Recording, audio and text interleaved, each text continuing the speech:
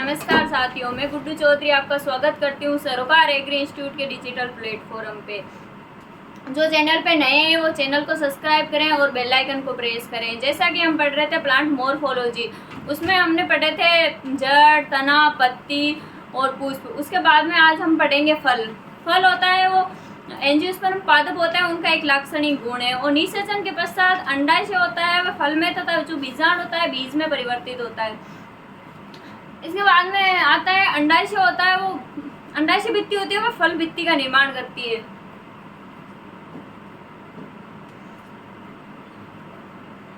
इसमें जो फल होता है वो एंजियोस्पर्म पादप होते हैं।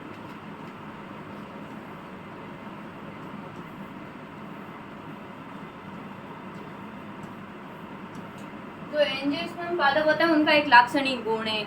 और जो निषेचन के पश्चात अंडाशय फल में अंडाशय होता है, अंडाशय से फल का निर्माण होता है तथा जो बीजांड होता है उससे बीज का निर्माण होता है। जो बीज बनता है वह पादप होता है, उससे बीजांड भाग से बनता है। अंडाशय भित्ति होती है वह फल भित्ति का निर्माण करती है।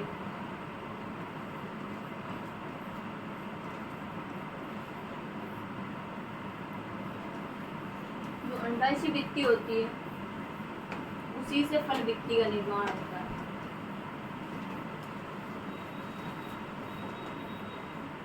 इसके बाद में आता है फल भित्ति। फल भित्ति होती है वो तीन प्रकार की होती है, एपिकार्प, मेसोकार्प और एंडोकार्प। एपिकार्प मतलब बाह्य फल भित्ति, जो बीज की बाह्य फल भित्ति होती है वो एपिकार्प कहलाती है। और मध्य फल भित्ति उसे मेसोकार्प कहते हैं और अंत फल भित्ति को एंडोकार्प कहते हैं।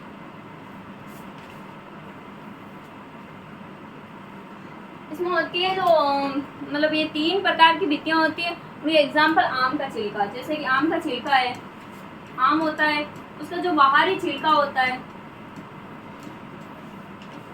ये एपिकार्प प्रकार की फल भित्ति होती है।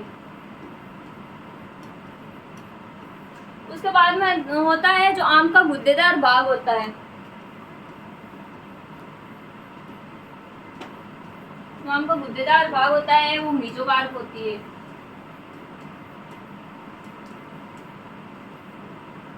इसके बाद में जो आम का कठोर व अंत्य भाग होता है वह एंडोकार्प भित्ति होती है।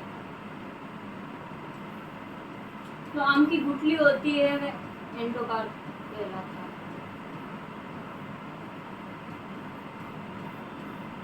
एंडोकार्प कहलाता है। इसमें एक नेक्स्ट एग्जांपल है नारियल।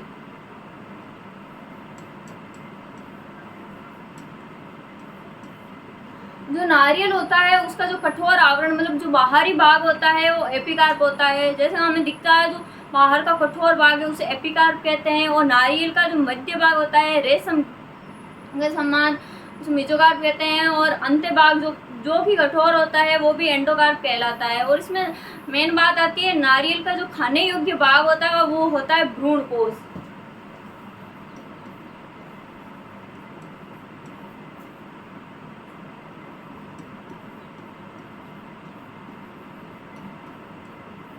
नारियल का खाने योग्य भाग है वो होता है भ्रूण कोश।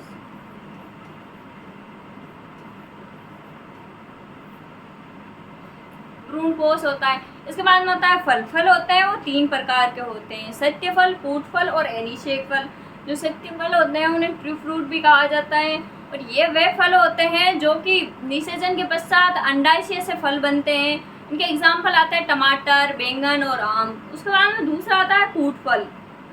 ये फल वह फल होते हैं जो निषेचन के बाद अंडाशय के अतिरिक्त पुष्प के किसी अन्य भाग जैसे कि पुष्पासन से बनते हैं। इनके एग्जाम्पल आते हैं सेब वगैरह। और तीसरा आता है अनिषेक फल, जिसे पार्थेनोकार्पी फल भी कहते हैं। ये वह फल होते हैं जो निषेचन के पश्चात अंडाशय से विकसित हो मतलब ये वह फल होते हैं जो बिना निषेचन मतलब इनमें जो निषेचन नहीं होता है और अंडाशय से विकसित होते हैं। बिना निषेचन के अंडाशय से जो फल विकसित होते हैं उन्हें पार्थेनोकार्पी फल कहा जाता है। और इनमें बीज नहीं पाया जाता है। इनके एग्जाम्पल आते हैं केला, अंगूर, संतरा। इनमें पहला होता है वो होता है सत्य फल। फल होता है वो 3 प्रकार के होते हैं। इनमें होता है, पहला होता है सत्य फल, दूसरा होता है कूट फल,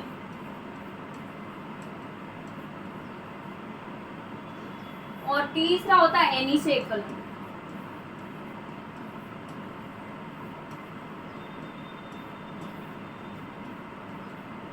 जो सत्य फल होते हैं वो अंडाशय से बनते हैं, मतलब निषेचन के पश्चात अंडाशय से बनते हैं।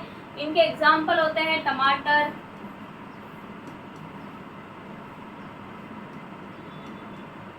बैंगन, और बाद में आता है कूट फल। ये वह फल होते हैं जो निषेचन के बाद अंडाशय से अतिरिक्त पुष्प के किसी अन्य भाग जैसे पुष्पासन से इनसे बनते हैं। इनको झूठा फल भी कहते हैं। इनके एग्जाम्पल है सेब, नाशपाती।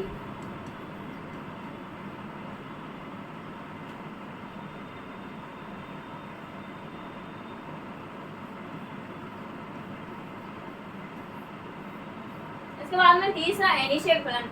ये वह फल होते हैं जो बिना निषेचन के अंडाशय से विकसित होते हैं, और इनमें जो फल होते हैं उनमें बीज भी नहीं होते हैं। इनके एग्जाम्पल होते हैं केला,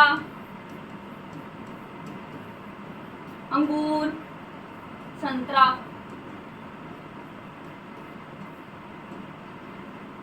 और इसके बाद जो सत्य फल होते हैं वह 3 प्रकार के होते हैं, सरल फल, पुंज फल और संग्रहित फल। हमने देखा फल होता है वो एंजियोस्पर्म पादपों का लाक्षणिक गुण है। निषेचन के पश्चात अंडाशय होता है वो फल में, तथा बीजांड होता है वो बीज में परिवर्तित होता है, और होती है वह फल भित्ति का निर्माण करती है। फल भित्ति होती है वो 3 प्रकार की होती है, एपिकार्प, मेसोकार्प और एंडोकार्प। इनमें जो एपिकार्प होती है वो बाह्य फल भित्ति होती है, मेसोकार्प मध्य तथा एंडोकार्प अंत्य फल भित्ति होती है। इसके बाद देखा था जो नारियल होता है उसका खाने योग्य भाग होता है उसे भ्रूण कोश कहा जाता है, एंडोस्पर्म। और बाद में फल होते हैं वो 3 प्रकार के होते हैं, सत्य फल, कूट फल और एनिषेक फल। सत्य फल होते हैं वह फल जो निषेचन के पश्चात अंडाशय से बनते हैं, टमाटर, बैंगन, आम। और कूट फल होते हैं ये वह फल होते हैं जो निषेचन के पश्चात अंडाशय के किसी अतिरिक्त पुष्प के भाग से जैसे पुष्पासन से बनते हैं। इनके एग्जाम्पल होते हैं सेब, नाशपाती। फिर आते हैं एनिषेक फल जिन्हें पार्थेनोकार्पी फल भी कहा जाता है। ये फल वे फल होते हैं जो बिना निषेचन के, मतलब इनमें निषेचन नहीं होता है फिर भी ये अंडाशय से विकसित होते हैं। इनके एग्जाम्पल आते हैं केला, अंगूर, संतरा।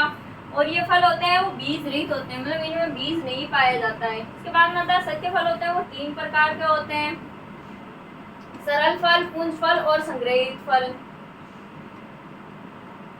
इसमें पहला आता है सरल फल। ये सरल फल जब एक पुष्प से एक फल बनता है तो इसे सरल फल कहते हैं। सरल फल होते हैं वो 2 प्रकार के होते हैं, मांसल फल जिसे गुद्देदार फल भी कहते हैं, और शुष्क फल जिसे ड्राई फ्रूट भी कहते हैं। पहला होता है मांसल फल, वे फल जिनकी पहली मतलब जो फल भित्ति होती है वो रसीली व गुद्देदार होती है, और इन फलों की फल भित्तियाँ होती है उनमें विभेदन किया जा सकता है। मतलब 3 प्रकार की जो फल भित्तियाँ होती है, एपिकार्प, मेसोकार्प, एंडोकार्प, इन तीनों में विभेदन में अंतर किया जा सकता है। दूसरा आता है शुष्क फल, वह फल जिनकी फल भित्ति होती है वो शुष्क होती है तथा इनकी तीनों भित्तियों में विभेदन नहीं किया जा सकता, मतलब इन तीनों में अंतर नहीं किया जा सकता। इसके बाद में वापस आता है पहला मांसल फल। जो ये मांसल फल होते हैं, जो जैसे हम देखा मांसल फल गुद्देदार, इनकी जो फल भित्ति होती है वह रसीली और गुद्देदार होती है। इनमें पहला अस्टिल या ड्रूप, इनमें जो फल भित्ति पाई जाती है वो एंडोकार्प होती है, वो कठोर होती है। एग्जाम्पल है नारियल, आम, बादाम और अखरोट। और बेरी प्रकार के जो फल होते हैं इनमें तीनों फल भित्तियां पाई जाती है, वो भी कोमल। इनके एग्जाम्पल है केला, अंगूर, अमरूद, टमाटर और बैंगन। इसके बाद में तीसरी आती है पीपो। इस प्रकार की फल भित्ति है जो कुकुरबिटेसी कुल के फल होते हैं जैसे ककड़ी, तरबूज, खरबूज, इनमें पाई जाती है। इसके बाद में चौथा पोम, जो कि आवासीय या कूट फल होते हैं। इनके एग्जाम्पल होते हैं सेब और नाशपाती। बाद में आता है हेस्पिरिडियन। इस फल भित्ति होती है जो कि एपिकार्प, मतलब बाह्य फल भित्ति पाई जाती है। इनमें तेल, ग्रंथि या रस होते हैं। सीट्रस फल, एग्जाम्पल है सीट्रस। इसके बाद में आता है ब्लास्टो। इनमें जो खाने योग्य भाग होता है वो बीजावरण होता है। इनका एग्जाम्पल है अनार है, मतलब ये फल होते हैं, इनमें जो खाया जाने वाला भाग होता है वो बीज होता है।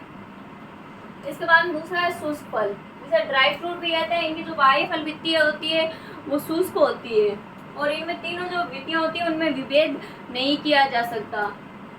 पहला है कैरियोप्सिस। इन फलों में जो फल भित्तियाँ तथा होती है वो बीज भित्ति होती है, वो आपस में जुड़ी हुई होती है। ये फल, इन फलों में जो फल भित्ति और बीज भित्ति होती है वो आपस में जुड़ी हुई होती है। और एग्जाम्पल है अनाज, कुल, गेहूं और मक्का। इसके बाद में नेक्स्ट है नट।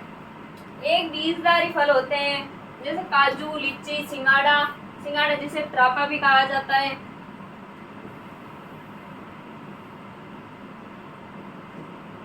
इसके बाद है लेग्यूम या पोड। इनमें फल होते हैं वो फलियों के रूप में होते हैं, लेग्यूमिनेसी कुल। ऐसा हमने देखा है जो मूंग, मोठ होते हैं, इनमें फलियां पाई जाती है। जो फल होते हैं वो फलियों में पाए जाते हैं, जो दाने होते हैं वो फलियों में होते हैं।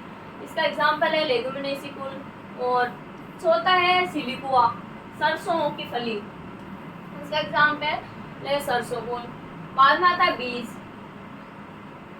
बीज होता है मतलब परिपक्व बीजांडी बीज होता है। बीज निषेचन का परिणाम होता है। और बीजावरण होता है मतलब वो अजावरण से ही बनता है। बीजावरण होता है वो दो प्रकार के होते हैं, टेस्टा और टेगमेंट। टेस्टा होता है वो जो बीज का बाहरी भाग होता है उसे टेस्टा बोलते हैं, और बीज का आंतरिक भाग होता है उसे टेगमेंट बोलते हैं।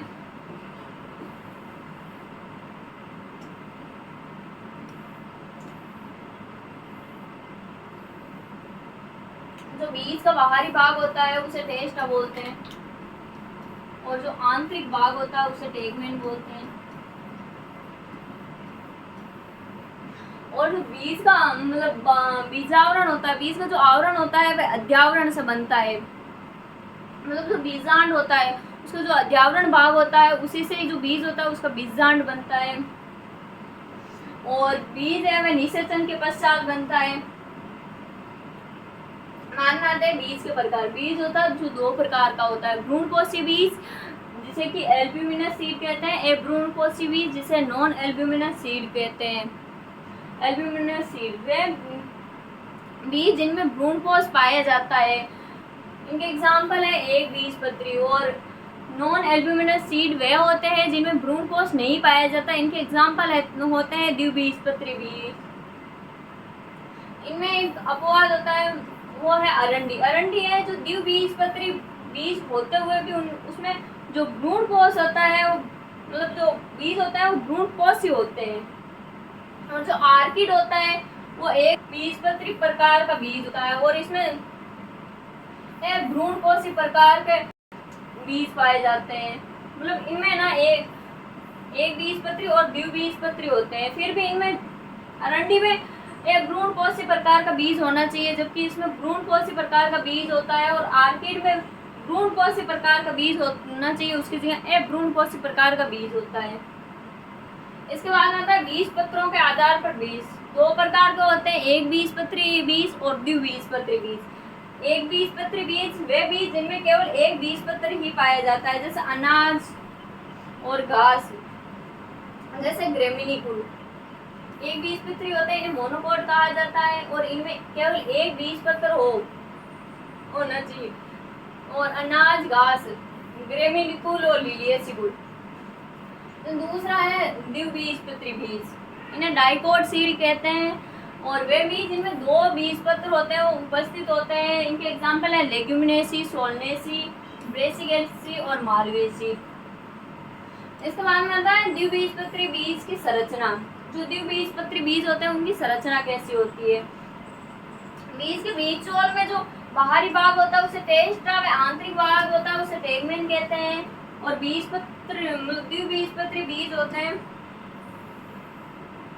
उनमें होता है भ्रूण होता है, उसको दो भागों में बांटा गया है, बीजपत्र और भ्रूण अक्ष के रूप में।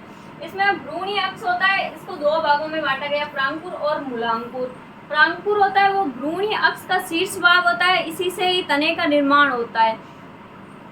ये मतलब प्रोप्रो मतलब तने का विकास होता है। और मूलांकुर होता है भ्रूणी अक्ष का अंतिम भाग होता है, मतलब निचला भाग होता है, इसी से ही मूल तंत्र का विकास होता है, मतलब जड़ का निर्माण होता है। इसके बाद में आता है हाइलम। ये द्विबीजपत्री बीज होते हैं। इनके बीज चोल पर उपस्थित खांचनुमा संरचना होती है, जहाँ पर बीज होता है उसका अंडाशय की भित्ति से जुड़ा हुआ होता है। मतलब ये द्विबीजपत्री बीज के बीज चोल में उपस्थित होता है। मतलब द्विबीजपत्री बीज होता है, उसी के बीज चोल में उपस्थित होता है हाइलम। और ये होता है बीज को अंडाशय की भित्ति से जोड़े हुए रखता है। उसके बाद में आता है माइक्रोपाइल। ये सूक्ष्म छिद्र होता है, जहाँ से बीजांकुरण के समय जल बीज में प्रवेश करता है। मतलब बीज के ऊपर एक सूक्ष्म छिद्र पाया जाता है, यहाँ से बीज अंकुरण होता है, उस समय जल बीज के अंदर प्रवेश करता है। उसके बाद में आता है एक बीजपत्री बीज।